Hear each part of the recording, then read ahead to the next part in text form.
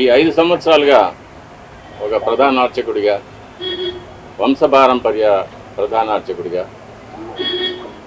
ఆగమ సలహాదారుగా మా పెద్దలు చూపిన ద్రోవలో నేను నడుస్తూ స్వామివారికి ఎటువంటి అసౌకర్యం కలగకుండా ఆరాధనలు జరగడంలో నేను చాలా ప్రత్యేకమైన శ్రద్ధ వహించి, ఏదైనా అపచారం జరిగినప్పుడు అది అధికారుల దృష్టికి తీసుకువెళ్ళి దానిని సరిచేయడానికి వాళ్లకు సరైన సలహాలు ఇచ్చి స్వామివారిని ప్రసన్నం చేసుకోవడం కోసం ఎంతో ప్రయత్నం చేశాను.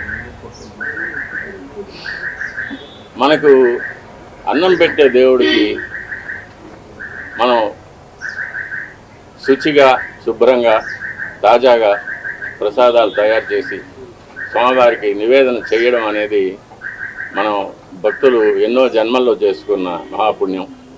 కానీ అందులోనే కల్తీలు జరగడం, స్వామివారికి సరైన వేళల్లో సరైన పరిమాణాల్లో స్వామివారికి నైవేద్యం కాకపోవడం అనేది చాలా విచారకరమైన విషయం. అందులోనూ ఆగమశాస్త్ర ప్రకారంగా ఆవుకు ఆగమ కార్యక్రమాల్లో ఎంతో విలువైన స్థానం ఉంది. గోక్షీరం కానీ, ఆవు పాలతో స్వామివారికి అభిషేకం జరుగుతుంది. సుప్రభాతంలో ఏకాంత సేవలో నివేదన జరుగుతుంది. ఆవు పెరుగుతో స్వామివారికి దధ్యోదనం మొదలైన ప్రసాదాలు తయారు చేసి నైవేద్యం పెడతాము. ఉత్సవాల అభిషేకాల్లో గోదద్ధి వాడతాము. గోఘృతం అనేది స్వామివారికి నైవేద్యాల్లో, అన్నప్రసాదాల్లో, పణ్యారాలనే లడ్డు, వడ మొదలైన ప్రసాదాల్లో వాడతాము. అలాగే గోమూత్రం కానీ, గోమయం కానీ, యాగశాలను కానీ, ఆలయాన్ని కానీ శుద్ధి చేయడానికి వాడతాము. అటువంటి పవిత్రమైన గోవు యొక్క ఘృతాన్ని కల్తీ చేయడం అనేది, అది స్వామివారికి మనకు జీవితాన్ని ఇచ్చే స్వామివారికి ఇటువంటి అపచారం జరగడం అనేది చాలా విచారకరమైన విషయం. ఇవన్నీ చూసే పాపం కూడా మనం చేశామా అనిపిస్తుంది ఒక్కొక్కసారి. దీన్ని ఎన్నోసార్లు అప్పటి ఈఓ గారికి, చైర్మన్ గారికి దృష్టికి తీసుకెళ్ళి, ఇలా ప్రసాదాల నాణ్యత సరిగ్గా లేదు, ముందులాగా లేదు, ప్రసాదాల పరిమాణాలు స్వామివారికి సరిగ్గా నివేదన కావడం లేదు, సరైన ఆగమ ఉక్తమైన కాలాల్లో స్వామివారికి నైవేద్యాలు జరగడం లేదని ఎన్నోసార్లు దృష్టికి తీసుకెళ్ళాం. కానీ లాభం లేకపోయింది. దీనికి మరొక కారణం, నాది ఒంటరి పోరాటం అయిపోయింది. నాకు ఈ విషయాల్లో సహకరించేదానికి నా తోటి అర్చకులు ఎవరూ కూడా వారి వారి వ్యక్తిగత కారణాల వల్ల ముందుకు రాలేదు. ప్రధాన పరిచారకులైన వాళ్ళు రాలేదు. కాబట్టి ఇది ఈ 5 ఏళ్ళు నిరభ్యంతరంగా ఈ మహాపాపం జరిగిపోయింది. ఒక సైంటిస్ట్గా ఈ నెయ్యి యొక్క పరీక్షల యొక్క ఫలితాలు కూడా నేను చూశాను, ల్యాబ్ రిపోర్ట్స్ చూశాను. ఇందులో కూడా వెజిటబుల్ ఫ్యాటు, అనిమల్ ఫ్యాటు, జంతువుల యొక్క కొవ్వు పదార్థం, స్థావరాల యొక్క, జంగమాల యొక్క కొవ్వు పదార్థాలు కలిసినట్టుగా ల్యాబ్ రిపోర్ట్ను చూశాను. పరిశుద్ధమైన ఆవు పాలతో తయారు చేసిన నెయ్యిలో అది స్థావరమైనా కానీ, జంగమమైనా కానీ కొవ్వు పదార్థాలు కలవడానికి వీలు లేదు. అది ఇంప్యూరిటీస్ కింద లెక్క వస్తుంది. ఇప్పటి ప్రభుత్వం పదవికి రాగానే తిరుమలను ప్రక్షాళన చేస్తామని తిరుమలలోనే ముఖ్యమంత్రి గారు సెలవిచ్చారు. దానికి తగినట్లు ఎన్నో చర్యలు తీసుకున్నారు కూడా. ఇది అనుకోకుండా బయటపడిన విషయం. దీనికి కూడా పరిహారంగా కర్ణాటక డైరీ నుంచి నందిని మార్కు నెయ్యిని, శుద్ధమైన ఆవు నెయ్యిని మళ్ళీ కొని స్వామివారికి ప్రసాదాలు తయారు చేయించడానికి ప్రభుత్వం నిర్ణయం తీసుకుంది. చాలా హర్షణీయమైన విషయం.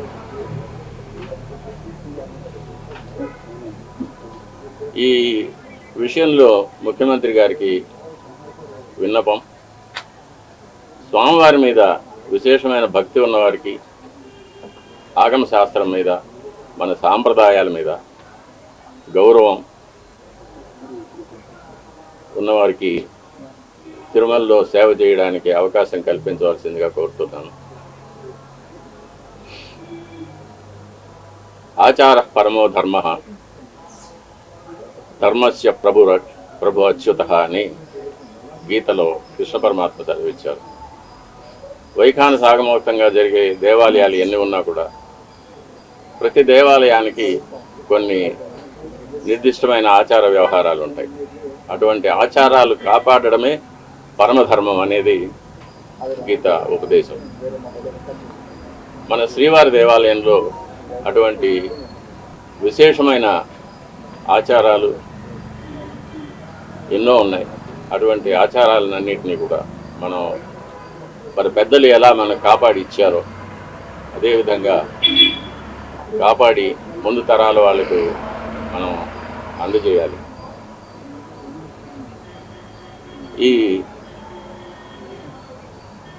నెయ్యి కల్తీ మీద సరైన విచారణ జరిపించాలి, చర్యలు తీసుకోవాలి. ఇటువంటి విషయాలు నేను అధికారుల దృష్టికి, చైర్మన్ దృష్టికి తీసుకెళ్ళడం వల్ల నాకు వాళ్ళ వద్ద చెడ్డ పేరు వచ్చింది.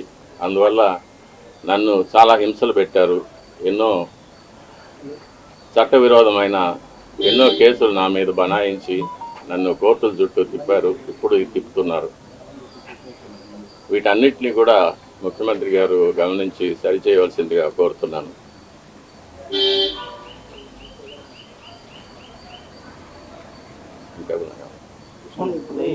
గత ఈవోగా పనిచేసినటువంటి ఎల్వి సుబ్రహ్మణ్యం తిరుమల అపచారం జరిగింది. ఏదైతే ఆ నెయ్యి ట్యాంకర్లు కానీ కోర్టు మొత్తం శుభ్రం చేసి సంప్రోక్షణ చేసి తర్వాత ప్రసాదాలు తయారీ చేయాలని చెప్తారు.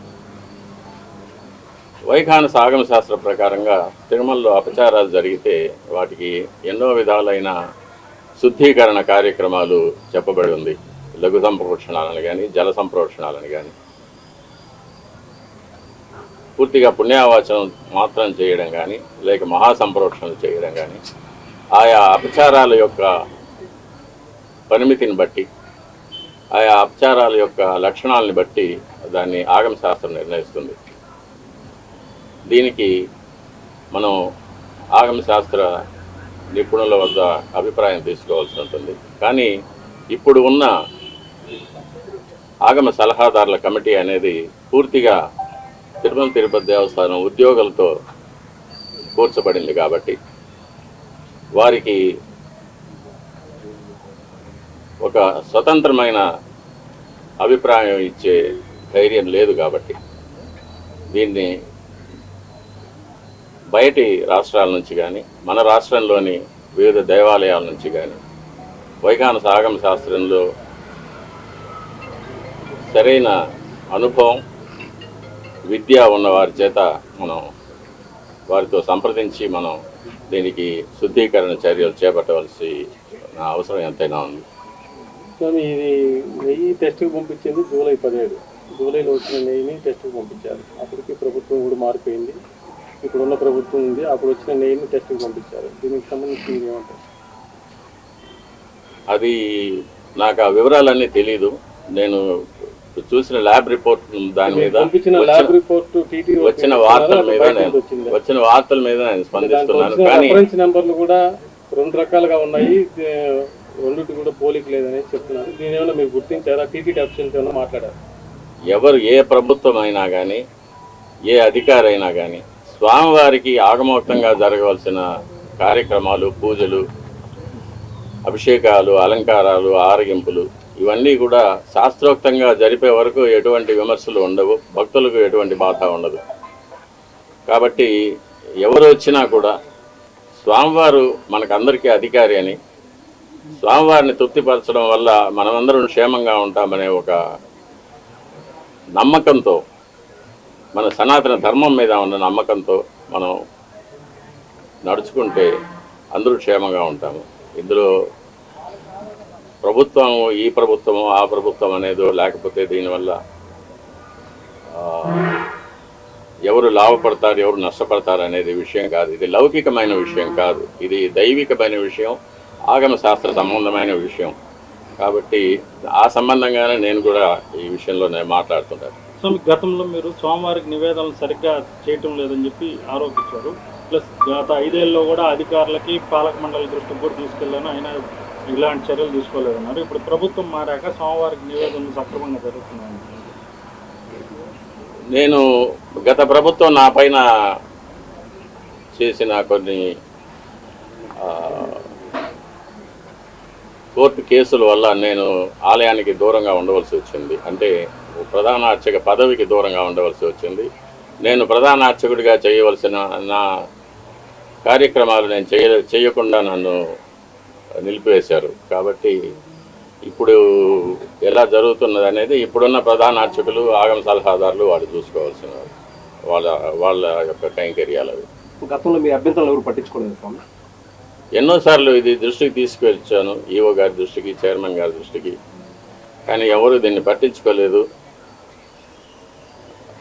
కాబట్టి అది అలాగే జరుగుతూనే వచ్చింది. దాన్ని చూసి బాధపడటం తప్ప నేను ఇంకేమీ చేయలేకపోయాను. దీనివల్ల నేను చాలా ఇబ్బందులు పడాల్సి వచ్చింది. అయినా పర్వాలేదు, మా స్వామి కోసం నేను ఇది చేస్తున్నాను. మా స్వామి తృప్తిగా నైవేద్యాలు స్వీకరించి ప్రసన్నుడుగా ఉండి భక్తులను అనుగ్రహిస్తే అంతే చాలు. నా ఇబ్బందులు అది నాకు దాని గురించి నాకు ఎటువంటి కష్టం లేదు.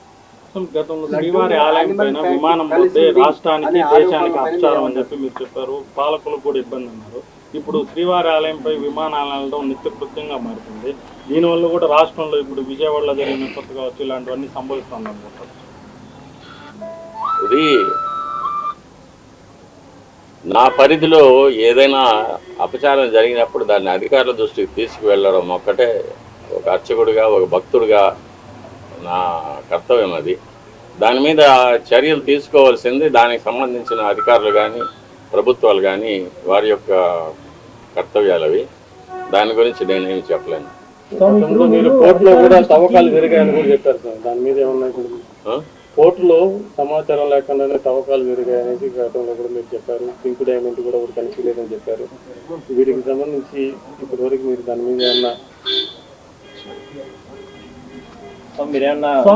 ఇప్పుడు మీరు కైంకర్యాల్లో లోపాలు జరిగినాయి అంటున్నారు కదా, ఎటువంటి కైంకర్యాల్లో ఏ లోపాలు జరిగినాయి స్వామి? చెప్పాను కదా, ఇదే ప్రసాదాల్లో కల్తీ జరగడం అనేది ఒకటి. అది ప్రసాదాలు తిన్నప్పుడు కానీ ప్రసాదాలు చూసినప్పుడు కానీ అది ప్రతి భక్తుడికి అర్థమైపోతుంది. ఇందులో ముందు ఉన్న సువాసన లేదు, రుచి లేదు, పవిత్రత లేదు అనేది. అలాగే అన్నప్రసాదాల్లో కూడా ఈ కల్తీ నెయ్యి వాడి పొంగలు, చక్కెర పొంగలి, సీర మొదలైన వాటిలో కూడా ఇది కలిపి ఉన్నారు. ఇది స్వామివారికి మా చేతులతోనే నైవేద్యం చేయవలసిన దురదృష్టం కూడా మాకు ఏర్పడింది. అది కాకుండా నైవేద్యాలు జరగడానికి స్వామివారికి ఏ ఏ వేళల్లో నైవేద్యాలు చేయాలనేది ఆగమ శాస్త్రం నిర్ణయిస్తుంది. దాని ప్రకారం కూడా ఒక్కొక్కసారి జరగడం లేదు.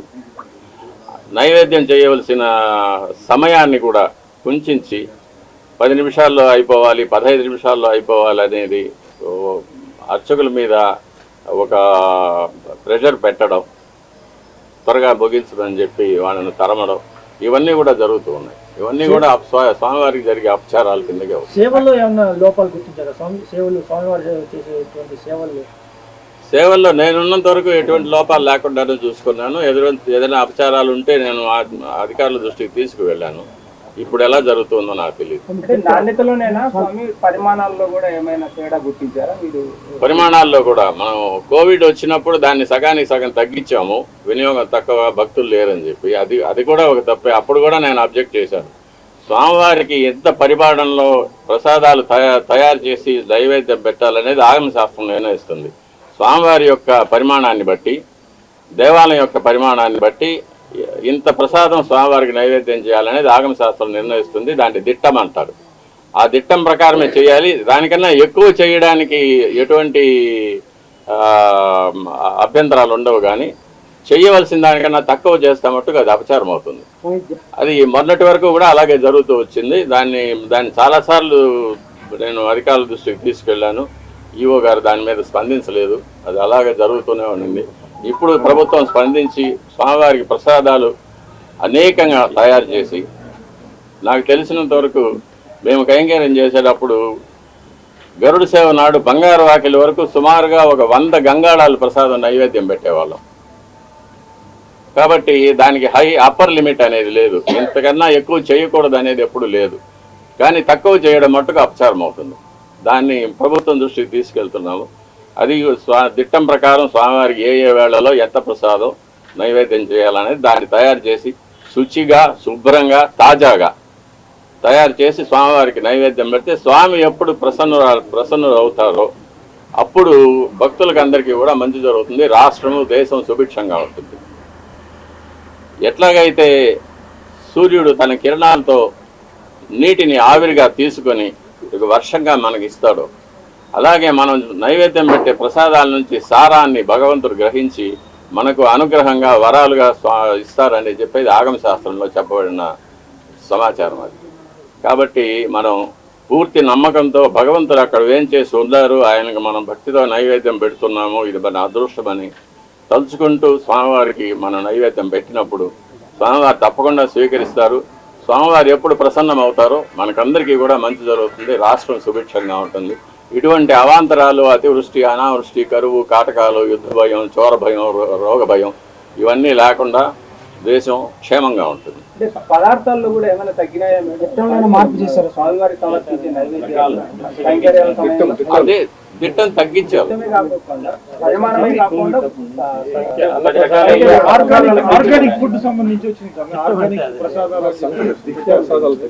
ఆర్గానిక్ ఫుడ్ అనేది, తర్వాత మిల్లెట్స్, తృణధాన్యాలు స్వామివారికి నైవేద్యం పెట్టాలనేది కూడా 5 సంవత్సరాల ముందు మొదట నా దగ్గరికే వచ్చింది ఆ ఇష్యూ.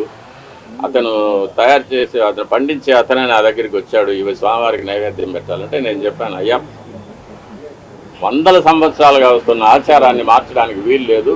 అందులో స్వామివారికి బెస్ట్ ఆఫ్ ద బెస్ట్, ఉత్తమోత్తమైనది అది బియ్యం కానీ, నెయ్యి కానీ, బెల్లం కానీ, జీడిపప్పులు కానీ, బాదం పప్పులు కానీ ఏవైనా సరే మనం ఉత్తమోత్తమైనవి తయారు చేసి స్వామివారికి నైవేద్యం చేయాలి. ఇటువంటి స్వామివారి మీద ఒక ఎక్స్పెరిమెంట్ చేయడము, స్వామివారికి తృణధాన్యాలు నైవేద్యం పెట్టడము, స్వామివారికి ఆర్గానిక్ ఫుడ్ నైవేద్యం పెట్టడం అనేది శాస్త్రం ఒప్పుకోదు. ఇది అందుకే ఆచార పరమో ధర్మ అన్నారు. ఆచారం ఎలా వస్తూ ఉందో దాన్ని మనం కాపాడి దాని ప్రకారమే మనం నడుచుకోవాలి. కాబట్టి ఈ మార్పుకు నేను ఒప్పుకొని చెప్పాను. అప్పుడే అది కూడా మార్చారు. అది కూడా మార్చి ముందు ఎలా జరుగుతూ ఉండేదో, 5 ఏళ్ళ ముందు ఎలా జరుగుతూ ఉండేదో అలాగే ఆ పద్ధతికే తీసుకున్నాం. అంటే ఇప్పుడు లడ్డుకుని ఆ నెయ్యి వాడారు, అన్నప్రసాదం కూడా అదే నెయ్యి వాడారా? అదే నెయ్యి వాడారు. స్వామి ఒక నిమిషము, ఇప్పుడు అంటే సీఎం గారిని కలుస్తారా? అంటే గతంలో మీరు స్వామికి సంబంధించి పోరాటాలు చేశారు, ఇబ్బందులు పడ్డారు, మీరే చెప్తున్నారు. ముఖ్యమంత్రి గారిని కలిసి, ఎందుకంటే ఆయనకు మీకు గతంలో మంచి సంబంధాలు ఉన్నాయి, నేరుగా కలిసి ఎప్పుడైనా సరే జరిగిన పరిస్థితులు, జరుగుతున్న పరిణామాలు, లేదంటే మీరు అధికారులకు ఏదైనా సరే ఫీడ్బ్యాక్ ఇవ్వడం, ఇవన్నీ మీరు ఎట్లా చేయబోతున్నారు? ఏంటి పోరాటం? తప్పకుండా నేను ఇప్పటి అధికారులు కలిశాను. ఈఓ గారిని, అడిషనల్ ఈఓ గారిని కలిసి చెప్పాను, నాకు 50 ఏళ్ళ అనుభవం ఉంది, నేను వంశపారంపర్య అర్చకుడిని, నేను మా తండ్రి గారు, తాతగారు కైంకర్యాలు చేసినప్పటి నుంచి చూస్తూ వచ్చాను. నాకు ఏది చేయొచ్చు, ఏది చేయకూడదు, ఎంతవరకు చేయొచ్చు అనేది నాకు బాగా అనుభవం ఉంది. కాబట్టి నాకు అవకాశం ఇస్తే ఈ పాడైపోయిన అర్చక వ్యవస్థని, ఆలయ వ్యవస్థని రెండింటినీ కూడా నేను పాత పద్ధతికి నేను తీసుకురాగలనని చెప్పాను. ముఖ్యమంత్రి గారిని కూడా కలవడానికి ప్రయత్నం చేస్తున్నాను. ముఖ్యమంత్రి గారిని కూడా కలిసి నేను ముందుగా వారు ప్రభుత్వానికి రావడానికి శుభాకాంక్షలు చెప్పిన తర్వాత, ఇలా ఆలయంలో ఇలా జరిగింది 5 ఏళ్ళుగా ఇటువంటి, అంటే కొన్ని విషయాలు ఎవరికి తెలియదు కూడా, అటువంటి విషయాలు, కొన్ని అపచారాలు జరిగినవన్నీ కూడా చెప్పి వీటిని సరిదిద్దడానికి నాకు ఒక అవకాశం ఇవ్వాల్సిందని చెప్పి రిక్వెస్ట్ చేస్తాను. తప్పకుండా ముఖ్యమంత్రి గారు దీన్ని పరిశీలిస్తారనే నమ్మకం నాకు. మీరు 50 ఏళ్ళుగా పనిచేస్తున్నారని చెప్పారు స్వామి, ఇంతవరకు ఇటువంటి ఘటనలు ఇప్పుడు చోటు చేసుకున్నారా?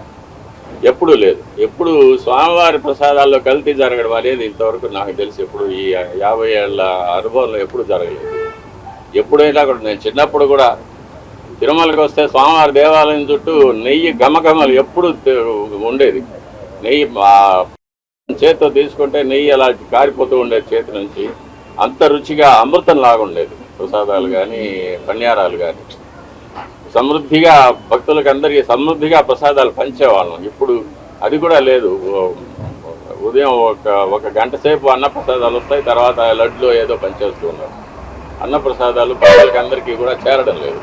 కాబట్టి అన్నప్రసాదాలు సమృద్ధిగా తయారు చేసి స్వామివారికి నైవేద్యం చేసి భక్తులందరికీ కూడా రోజంతా కూడా స్వామివారి అన్నప్రసాదాలు చేరేటట్టుగా మనం. ఇప్పుడు మీరు నూతన ఇవ్వు అడిషనల్ ఇవ్వని కలిసానన్నారు కదా, వాళ్ళ దృష్టికి తీసుకెళ్లారా ఈ అన్నప్రసాదాలు తిట్టాన్ని పెంచాలా, భక్తులందరూ కూడా కంప్లీట్ చేయాలి? అన్నప్రసాదాల విషయంలో కొలతలు తగ్గిపోయాయని చెప్పాను. చేసే సమయాలు మార్చేశారు. ఇష్టంగా ఆగమ శాస్త్ర ప్రకారంగా జరగడం లేదనేది చెప్పాను నేను. అవి కూడా గత కొంతకాలంగా స్వామివారి సేవకు దూరంగా ఉన్నారు.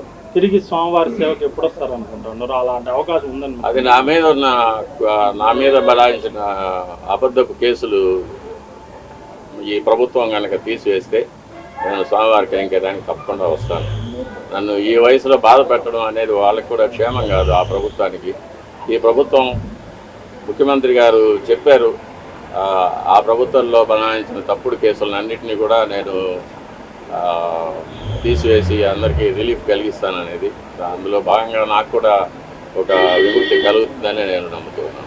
అంటే ఇట్లా బహిరంగంగా చేయడం ద్వారా ఏదో అంతర్గతంగా విచారం చేసి జరుగుతున్న లోపాలను సరిచేయకుండా బహిరంగపరచడం ద్వారా స్వామివారి మీద ఉన్న భక్తి, అదేవిధంగా విశ్వాసం సన్నగిల్లేందుకు కానీ ఇలాంటి హిందూ భావాలు దెబ్బతినేందుకు కానీ అవకాశం లేదనుకుంటున్నాను. అంటే నేను అధికారుల దృష్టికి తీసుకుపోవడం వరకే నా బాధ్యత. అది దాని మీద చర్యలు తీసుకోవడము, ఎటువంటి చర్యలు తీసుకోవాలనేది వాళ్ళు నిర్ణయించుకుంటారు. వాళ్ళ కారణాలు నాకు సంబంధం లేదు.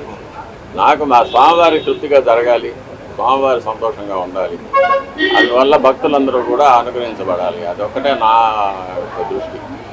మిగతా వాటిని గురించి నాకు సంబంధం. కానీ నెయ్యి విషయంలో గత పాలక మండలికి కానీ అధికారులకు కానీ తెలిసే ఇటువంటి పనులు చేశారని మరి వాళ్ళకి తెలిసి అన్నీ జరుగుతున్నాయి. ఎందుకంటే నెయ్యి అనేది చాలా పెద్ద పరిమాణంలో, చాలా పెద్ద కొలతల్లో మనం పర్చేస్ చేయాల్సి వస్తుంది. చాలా పెద్ద విషయం, కొన్ని కోట్ల రూపాయల విషయం. కాబట్టి అందరి దృష్టి, అధికారుల దృష్టికి తెలిసే జరిగి ఉంటుంది. ఎలాంటి నెయ్యి తీసుకోవాలనేది ఇక్కడ అధికారులు నిర్ణయిస్తారు, వాళ్ళే నిర్ణయిస్తారు. ఆ వెలలు పట్టీలు చూసో, కొటేషన్లు చూసో వాళ్ళు నిర్ణయించి, వాళ్ళు దాని పూర్వాపరాలు తెలుసుకొని వాళ్ళు నిర్ణయిస్తారు. కాబట్టి బాధ్యత అంతా వాళ్ళదే. ఇక్కడ టీపీలో కూడా వచ్చిన ప్రతి దాన్ని కూడా టెస్ట్ చేసే ల్యాబ్ ఉంది. దాంట్లో చెక్ చేసిన తర్వాతే ఇవన్నీ కూడా తీసుకుంటారు. లేదంటే రిటర్న్ పంపించే ఆచారం ఎప్పటి నుంచే ఉంది. అంటే గత ప్రభుత్వం కానీ అంతకుముందు ప్రభుత్వాలు కానీ ఇవేం పట్టించుకోకుండా వచ్చినవన్నీ తీసుకుంటున్నారు. ఏమో ఆ శాంపుల్స్లో కూడా ఏదైనా గోల్మాల్ జరిగి ఉండొచ్చు. పరీక్షకు వచ్చే నెయ్యి మంచి నెయ్యి పంపించి యాక్చువల్గా సప్లై చేసే నెయ్యి వేరే క్వాలిటీ పంపించవచ్చు. అంతా అధికారుల పరిధిలోనే జరుగుతాయి. ఇప్పుడు ల్యాబ్ ఉండదు, ల్యాబ్ కిందకే పెట్టి పరీక్షిస్తే సరిపోతుంది. ఇక్కడికి టన్నులు కొద్ది లారీలు వస్తుంటే అన్నింటినీ ఇక్కడ పరీక్ష చేయడానికి ఉండదు. ల్యాబ్ని కిందకి దించి ఇబ్బంది ఏమైనా ఉంటుందా? ఒకటి దీనికి అన్నిటికీ కూడా మళ్ళీ మనం వెనక్కి వెళ్లాల్సి వస్తుంది. చిత్తశుద్ధి అనేది ఉండాలి. నిజమైన భక్తులు అధికారులుగా ఉండి, అన్ని చోట్ల స్వామివారి భక్తులుగా ఉండి, స్వామివారికి బాగా కైంకర్యాలు జరగాలని, నైవేద్యాలు జరగాలనే ఒక మంచి సామాజిక దృష్టి ఉంటే ఇటువంటి తప్పులు జరగడానికి వీలుండదు. మనం ప్రతి ఒక బాధ అన్నానికి ఒక మెతుకు పదం, ఒక మెతుకు పట్టి చూస్తే అన్నం సరిగ్గా ఉందా లేదా తెలిసిపోతుంది కదా.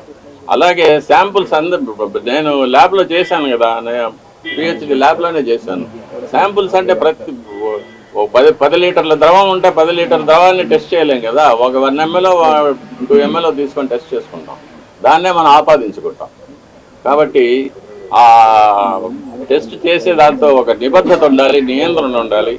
అధికారులకు ఒక సామాజిక దృష్టి, ఒక ఆధ్యాత్మిక చింతన, ఒక సనాతన ధర్మం మీద ఒక నమ్మకం, దేవుడి మీద ఒక నమ్మకం, స్వామివారికి అన్నీ బాగా జరిపించాలి. ఆయన మనకు జీతం ఇచ్చి, మనకు ఇల్లు బంగళాలు ఇచ్చి, కార్లు ఇచ్చి మనల్ని ఉద్యోగానికి పెట్టుకున్నాడు. కాబట్టి దానికి న్యాయం చేయాలి, మనం స్వామివారికి మంచి చేయాలనే దృష్టి ఉండాలి. అది ఉంటే ఇవంతా జరిగేది కాదు కదా. ఈ ప్రసాదాల మీద ఏమైనా స్పందించారా, లేకపోతే ఇట్లాంటివి ఏమైనా మీ దృష్టి కూడా వచ్చారు? ఈ ప్రసాదాలు నా దృష్టికి వచ్చింది, నేను అధికారుల దృష్టికి తీసుకెళ్లాను, కానీ వీళ్ళెవరూ నాకు సహకరించలేదు. అంటే ఈ రిపోర్ట్ వచ్చి మీరు స్పందించారు ఇప్పుడు.